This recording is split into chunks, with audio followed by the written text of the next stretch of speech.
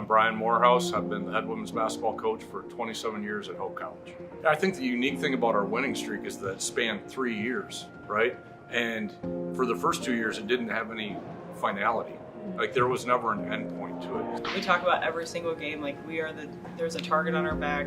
We're the team that everyone wants to beat, and we recognize that, and we try to embrace it. There's totally like a pressure to win, but I think that it's all how you approach it, and our girls take it as an opportunity to, go do something that's really hard to do, but they also get an opportunity to then play really meaningful basketball and play in front of a bunch of people who really care about them and who want them to succeed. So it makes it hard but really fun at the same time, and that's kind of what we've embraced over the past few years. You look at our program and there's a lot of success and there's a lot of winning, but that doesn't mean it was easy at all. I think there was a lot of conversation, and I think how we dealt with that pressure of those outside forces was really the secret to our success.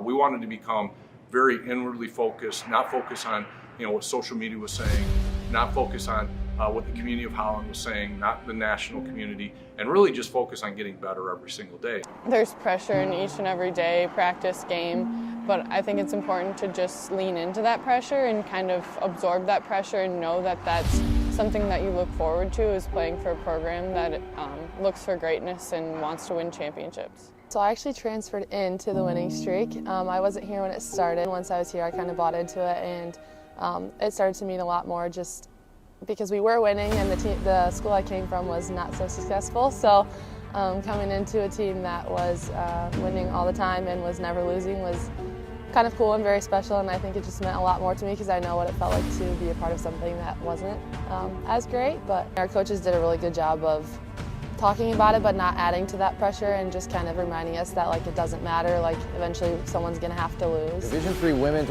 record crowd, over 2,300 on hand to see this game. There's a lot of just pressure, and I think our practices were feeling really tense, and everyone was pretty uptight, and that's usually not how we had played in the past. We didn't have our best day, and we had it against a really great team. We had a huge comeback. Crowd was really into it, but we couldn't get over the hump in the last minute, and they knocked us off, and they out-toughed us.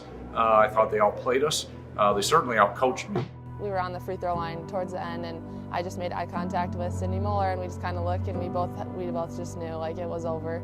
For the first time since the NCAA tournament in 2019, Hope loses a game, 70-62 to Trine, but what an incredible run, 61 straight wins. And hey, the season continues for Hope, now tied for first place. I think a loss is never great. I mean, we learned a lot from it, and it definitely showed us that we aren't untouchable, and we could be beaten.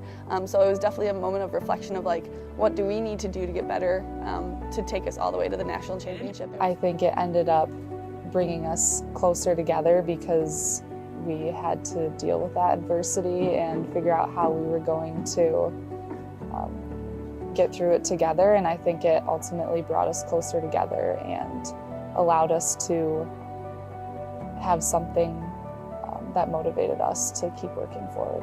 One of our values was we believe, and we really took on this idea of you have to believe in your teammates, believe in the program, believe in your coaches, believe in each other, believe in yourself.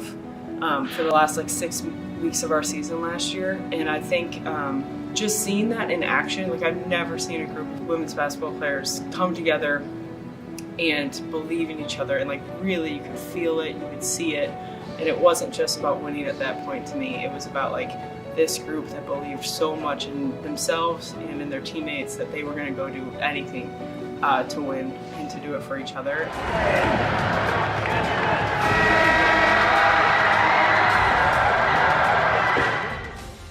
I think my proudest moment obviously would be winning the national championship. That was just an unreal experience. I still can't even imagine that we did it. It still blows my mind. So I think that is something that I'll just always look back on with such joy and pride.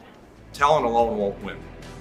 And I think that what we did from a culture standpoint, from the idea that everybody was equally important on our team, and it wasn't just about our All-Americans. It wasn't just about certain people that had certain roles. It certainly wasn't about me, but I think a lot of people wanted to make it about me because I'm the head coach.